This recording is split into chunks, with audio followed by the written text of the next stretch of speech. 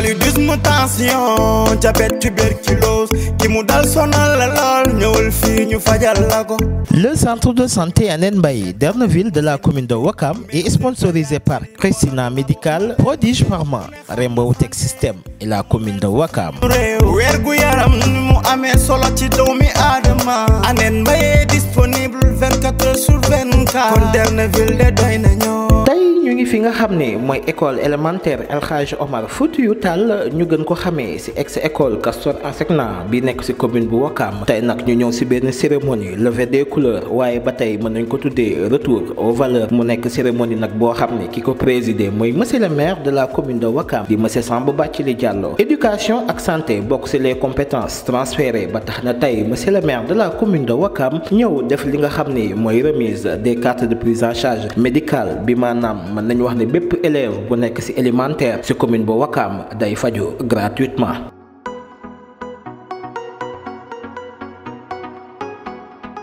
ki nga xam ne moom mooy le président du comité de gestion de l'école élémentaire El Hadj Omar Al Foutiyou Tall di Baye Serigne sànni na ci ay kàddu di sant di gërëm ki nga xam ne mooy monsieur le maire de la commune de Ouakam. Asalaamaaleykum mbooloo mi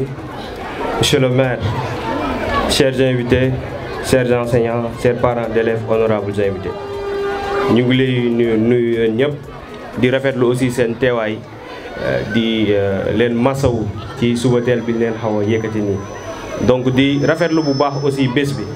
nga xam te ni tey je peux dire que monsieur le directeur ànd ak ay collègues am muy ces honorables enseignants ñoo ko organisé mu doon bés boo xam te ni je peux dire tey levée des couleurs la mais retour aux valeurs la mu nekk loo xam te ni tey lu ñëpp di nawlu la lu ñëpp di rafetlu la lu ñu war a dëggal la pour fii suñu commune voire même au-delà de la commune. beneen bi nag parole bi day nekk ay cant ak ngërëm di ci jiite monsieur le maire de la commune monsieur Samba Bathily Diallo, honorable maire au conseiller. Comme j'ai l'habitude de le dire, au moment où pratiquement toutes les écoles du Sénégal sont en état de délabrement très avancé, nous avons des bâtiments tout neufs. Et je peux dire que ku gis loolu xam ne nit moo jaayante ak équipe municipale bu mu àndal ba tey école bi mën fi nekk mën a toll fu mu toll nii. donc beneen bi di remercier monsieur Pape Biram Diouf mi nga xam te ni mooy secrétaire exécutif bu centre de santé Anen Mbaye d'Erneville. ndax ku ne xam na ne laataa ñuy ñëw fii xale yi bu ñu daan feebar seen parents yi ñoo daan jóg di dem uti pour jëm leen yóbbuwaat hôpital. bi ñu ñëwee ba tey nag waxtaan si defoon benn projet bu ñu tudde woon feebar faju soumettre woon ko Pape Diouf pour suñu école fii xale yi di cotiser à hauteur de 500 francs pour ñu mën leen amal prise en charge médicale. bi ñu ko wanee mu def say amélioration wax nañu jébbal na ko monsieur le maire et que aussi le maire nee na jël na en charge waxuma la école yi élèves yi nekk au niveau de l'école El Hadj Omar Al Foutiyou Tall mais au niveau de 6 écoles primaires publiques mu nekk loo xam te ni je peux dire que tey moo gën sax CMU élèves ndax ku xam na ne xale yi bu ñu daan yor seen carte CMU bu ñu feebaree laataa ngay dem gis ki yor CMU bi bay ñëw rek day jël temps mais bu fekkee dafa yor carte nga xam te ne da ngay couvrir même au-delà de ces heures de cours nekk na loo xam te ne je peux dire que tey Ouakam rek lay am di la si gërëm bu baax di la si sant aussi monsieur le maire. donc peut-être bu xamul rek mooy wax ne defoo dara si éducation bi ñu ñëwee ba tey aussi jiite comité de gestion bi chaque année ñu ngi ñuy subventionné à hauteur de 2 millions nga xam te ne à chaque fois dina ñëw mu yéex mu gaaw mais dina ñëw mooy waral le bon fonctionnement des écoles. loolu mooy def ba xale yi duñu cotiser je peux dire que fii xale yi dañuy participer rek et que majeur d'entre eux ay cas social lañ subvention boobu di ñëw moo tax ñu leen di mën a jàppale. donc di remercier bu baax aussi foofu monsieur le maire ak monsieur Pape Biram Diouf. troisièmement dañuy remercier monsieur le directeur nga xam te ni laataa mu ñëw taux de réussite école bi ay 18% la nekkoon 20%. daaw mooy première année fexe na ba indi ko au moins à 58%. donc monsieur le directeur honorable enseignant ñu ngi leen di gërëm di leen sant di leen wax fi ngeen teg seen loxo foofu la. ndax ku ne xam na ne école bi ndaare la daan jël si école yi même au niveau de l'arrondissement donc yéen a tax ba daaw je peux dire que la commune moo nekkoon ci kaw ci li nga xam te ni moom la IEF jiite yëpp commune bu Ouakam moo nekkoon ci kaw te loolu c'est grâce à vous enseignants avec directeurs yi ñu ngi leen di nuyu bu baax di leen sant di leen wax fi ngeen teg seen loxo foofu la. ki nga xam ne moom mooy le médecin chef du centre de santé Annette Mbaye d'Erneville de la commune de Ouakam du docteur Omar Diop sànni na si ay kàddu. Monsieur le maire, soyez rassuré li nga waroon def ci santé vous l'avez rempli fidèlement. Vous l'avez rempli fidèlement. Du ñu wax mukk te jaaruñu ci say directives yi nga xamante ne c'est en phase avec l'Organisation mondiale de la santé, c'est en phase avec les directives du ministère de la santé ici au Sénégal. ñu ngi dégg lu ñuy wax couverture maladie universelle muy les enfants âgés de 0 à 5 ans. Inclut itam les personnes âgées, c'est-à-dire ñi am 60 ans jëm kaw lépp ci couverture maladie universelle mais moom yamul foofu. Et les enfants qui ont 5 ans jusqu'à 12 ans war a pare l'école élémentaire, que vont-ils devenir? Il nous a dit nu ngeen mënti def na ngeen dugal xale yi nga xamante ne am nañ 5 ans ba 12 ans ngeen inclure leen ci programme couverture maladie universelle. Donc ngeen déggeen ci loolu que ne Ouakam am na sax couverture maladie universelle boo xam ne amagul Sénégal. Xool leen bu baax les enfants de 0 à 5 ans, les enfants de 5 ans jusqu'à 12 ans et les personnes âgées dañ doon dem ba Fann principal CTO pour def bilan gratuitement pour avoir une prise en charge sur le plan sanitaire gratuit. Les femmes enceintes, combien de fois le maire nous a subventionné les césariennes gratuites d'une valeur de 2 millions, et ça c'était le début. Césariennes gratuites pour nos mamans lu ñuy doxal la fii ci Ouakam. Donc bu amee tranche d'âge boo xamante ne des na, c'est pas encore prise en charge ici Ouakam. Ci loolu la ñu nekk di liggéey fi ñu toll nii li ñu bëgg mooy Ouakam soit la première commune, je ne dirais pas au Sénégal mais dans la sous-région, à avoir une couverture maladie universelle pour tout le monde, toutes les tranches d'âge. te loolu c'est sa vision à lui. Donc maa ngi leen di remercier encore une fois monsieur le maire ci li ngay def ci santé. Man xawma éducation de santé laa xam parce que man la ñuy dénk lépp luy structure sanitaire fii ci Ouakam. Je suis le responsable de la formation sanitaire. Li ngay def ci santé yëg nañ ko gis nañ ko. Ne serait-ce que cette année-ci, tenez-vous bien, monsieur le maire a mis plus de 100 millions de francs CFA dans la santé, sans compter les autres investissements yi nga xamante ne def na ko. Muy poste de santé bu bees bi ñu inauguré la fois passée, muy kit césarienne gratuite et j'en passe.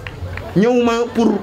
divulguer ay performances mais dama ñëw pour sant, pour encourager ko. Ëllëg xëy na man duma fi nekkati mais ku fi ñëw itam tu vas travailler à l'aise par rapport à li nga xamante ne monsieur le maire bëggal na ko commune am. Donc maa ngi terminer di leen gërëm di leen sant en vous adressant mes vœux meilleurs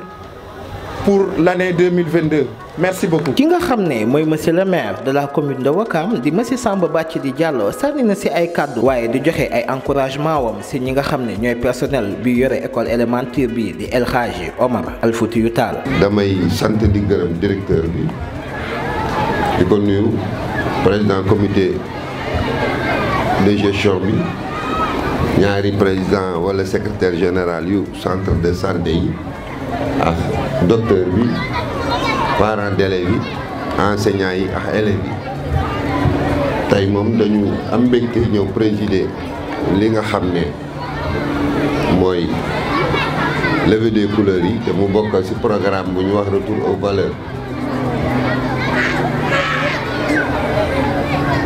muy lu am solo. Nit bu xamul mooy kan du xam fan la jëm. Levée des drapeaux lu fi amoon la et chaque jour dañu ko daan def balaa ngaa dugg classe nga ran dugg biir classe lu amoon la ñu delloo si waaye defe naa des na lu bëri aussi lu ñu war a delloo si tel que ki ñu tuddee école bi muy El Hadj Omar Al Foutiyou Tall nga xam ne bu ñuy wax tey diine ci Sénégal daanaka dañuy wax ne moom la peut-être boo génnul dans la sous-région doo xam la la Cheikh Omar Al Foutiyou def da ngay xool jamonoom ngay xool jumaa yi mu tabax à travers la sous-région yëpp ba léegi dañuy tenir bi ma ci gën a frappé mooy bii nekk à Bobo Dioulasso au Burkina nga xam ne amul sax micro ni ñu ko tabaxee booy nodd nit yi bu ñu lay dégg dafay mel ni micro ndax fi ñu def noddkat ba léegi amul haut-parleur du moins donc œuvre yu mel noonu te muy un résistant et cetera et cetera donc ku mel ñu mel noonu ak ñeneen ci suñu cosaan yi aussi dañ leen war di jàngale ci école yi ndax day tax ñu xam ñun ñooy ñan. may sant bu baax di gërëm directeur ndax président comité bi wax na ko léegi école bi bokkoon na si nga xam ne mooy gën a néew résultat benn at nga def nga tax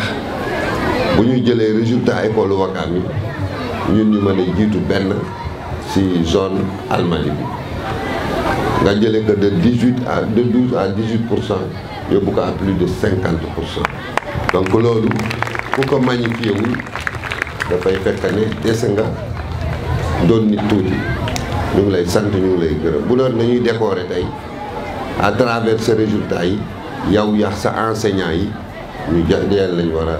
décorer bu baax a baax a baax ndax mënul am jàngale mënul am avenir suba sans que mu am njàngale mu baax. kon ñu ngi lay duñu jeexal ci di la sant di la gërëm bu ma santee nag enseignant yëpp nañ xam ne ñu ngi ci biir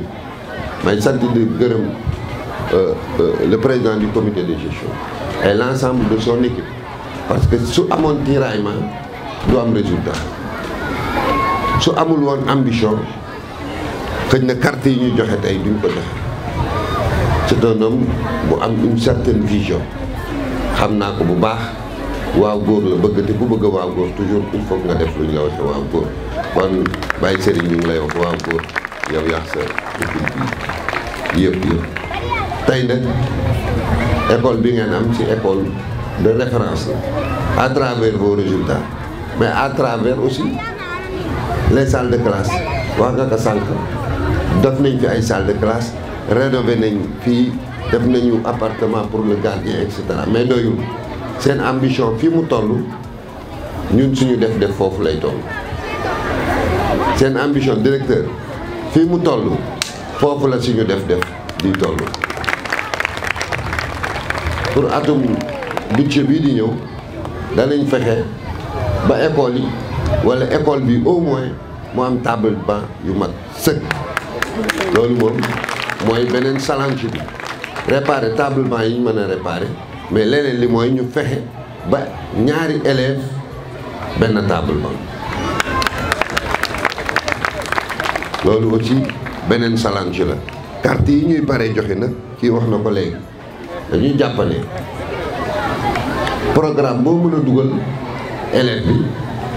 dina am tuuti retard par rapport ak la santé mais tey ak cartam nga xam ne carte bi c'est numérisé numéro carte bi bu ñu ko dugalee dinañ am fichier élève bi dinañ am élève bi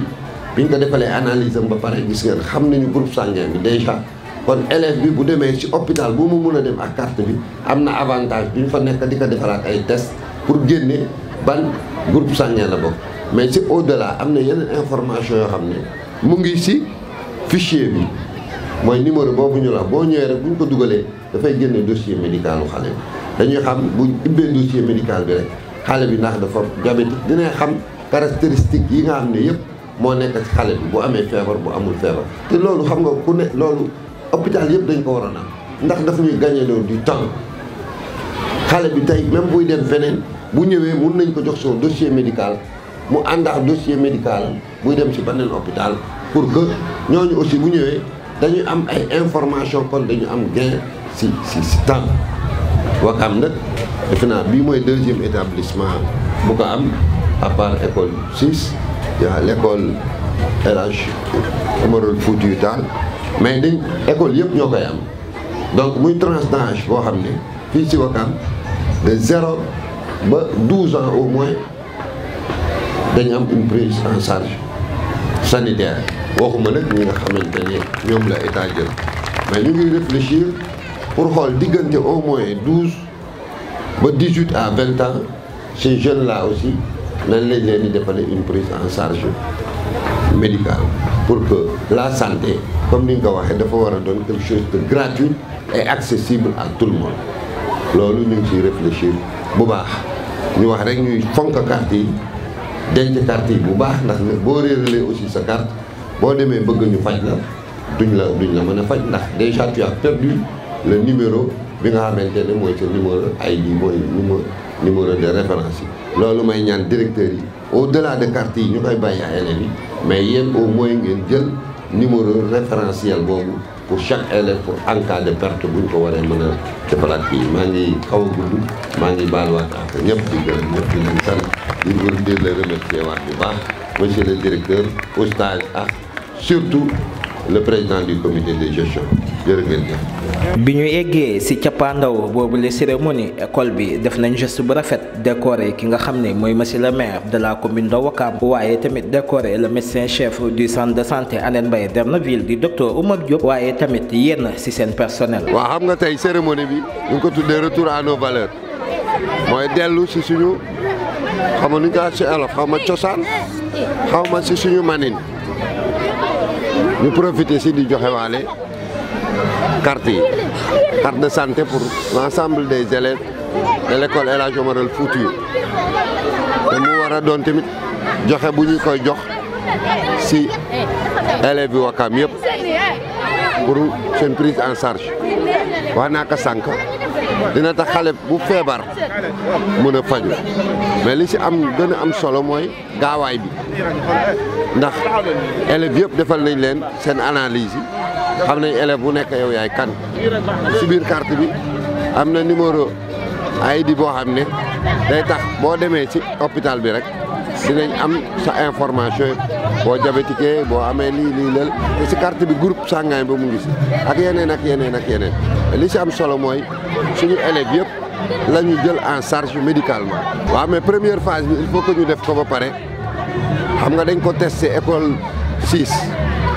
ñëw fii pour élargir ko suñu paree ci loolu la ñuy xool dañuy def évaluation balaa ñoo élargir dañuy def évaluation parce que xëy na am na yeneen couche yoo xam ne war nañ leen jël en charge xam nga am na lu ñu waxul mooy même ci biir quartier yi suñu yenn yaay yi jox nañ leen ay carte de prise en charge médicale. waaw xam nga ñun Wakam rek moo remplir les conditions de l'OMS en domaine de la santé Wakam nous en sommes fiers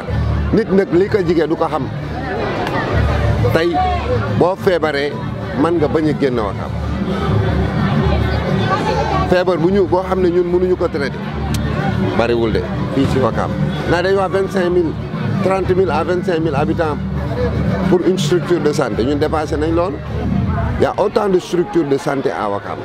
te déwén day amaat beneen structure de santé bëgg nañ ñaari at yoo xam ne at mu jot dinañ tabax benn structure de santé de ce fait on aura rien que la commune 5 à 6 structures de santé parce que ci budget bi on a prévu benn structure de santé